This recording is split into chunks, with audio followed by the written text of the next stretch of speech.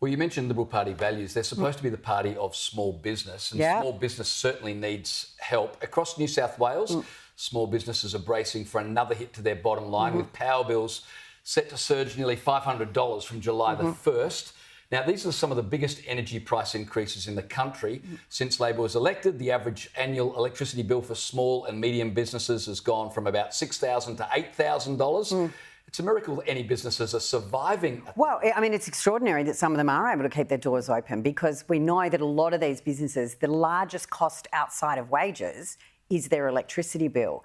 And they're only going to continue to go up. And this is a multi-factor issue. And what we're seeing happening in the Middle East now is probably only going to add to that pressure. But when you have let coal-fired power become almost obsolete in some areas, when you have not kept up the maintenance to those coal-fired power stations, that still, whether anyone likes it or not, is still providing the cheapest form of reliable baseload power.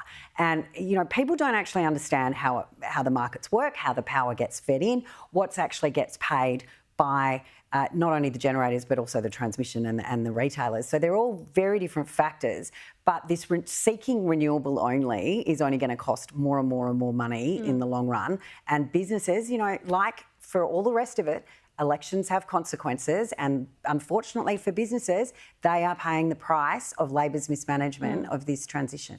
And the whole private sector of the economy is really stalling under Labor. And we saw in the last 3 years, it was something like 80% of jobs growth was from non-market government sector.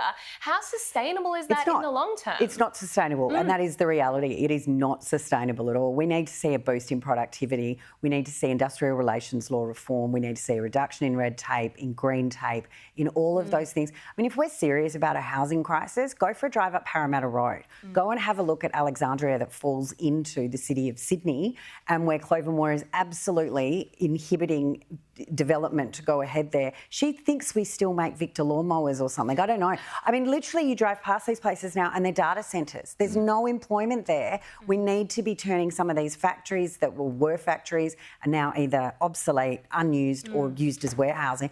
They need to be turned into housing to start boosting local communities, local economies, and improving small business, but also sort of fixing housing crisis. Because at the moment, I don't think anyone's serious about rectifying any of this stuff. Just before we move on, just a quick question about the Liberal Party. A lot of people are asking me, when will we have an opposition in this country? The election was quite some time ago. Yeah. It seems like the Albanese government is just being given free rein at the moment to do as they please, while the Liberal Party has numbers of reviews. When do we get an opposition? Well, they do have an opposition, and they have a shadow ministry that was announced a week or so ago. And I've got to say, as shadow treasurer, I've seen Ted O'Brien out more than I saw some other of his colleagues in the previous term of opposition ever in the media. So I think there are some of them that are getting out there. There's obviously a big review process. I've reached out to the new shadow ministers that are taking over my portfolios so that we can organise a handover, because we had submitted 7 fully costed policies which disappeared into a vortex. So they're good policies. I'd still like to see them being pursued.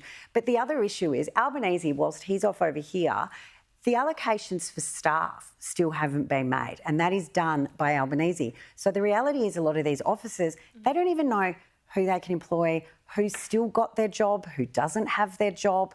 I mean, my staff knew they were losing their job on the 30th of June, but a lot, you know, I've got some excellent staff that other people are very interested in, but they can't move on them because they don't know what the allocation is. So these are sort of very boring mechanics, if you like. But the reality is voters aren't listening to us now. Yeah. No one wants to talk to, you know, the Liberal Party now. They really need to do some soul searching. They need to talk to themselves. They actually need to have honest discussions to make sure that they can present a good opposition. They don't need a good opposition tomorrow. No one's going to the polls for 3 years. Yeah, and it's a good point. They should take the time to get things right. A Sydney gym is receiving a lot of backlash after banning boob tubes and short shorts. Camperdown Fitness says it's about creating a family-friendly space, but others say it's body shaming and the sexist policing of what women can wear in the gym, and they should be able to wear whatever they like. Holly, is it sexist body shaming to ban the boob tube in the gym, by the way? I want to know who's working out in a boob tube, because they're certainly not endowed as I personally am, and I don't know who would be working out in a boob tube. When I go to the gym, it needs to require holstering, shall we say, and I'm not quite a boob tube's ever up to that job. So I'm very jealous if you can wear a boob tube to the gym. All power to you, but it's been a while since I've been into a gym, so I dare not comment. Well, I must say, Holly, I have actually seen people at my gym down in Cronulla wearing a boob tube, and it was, it's not practical. It's really not. Respect anyone that attempts it, but really. You know the other thing, just on a final note, anyone that wears nude leggings is just asking for trouble. It's not a great look. I'm going to stay right out of James, this I just think you stay in the middle, stay where you are. You guys continue later on. Holly Hughes, thanks for joining us. Thanks, guys. Have a good day. It's a pleasure to have your company.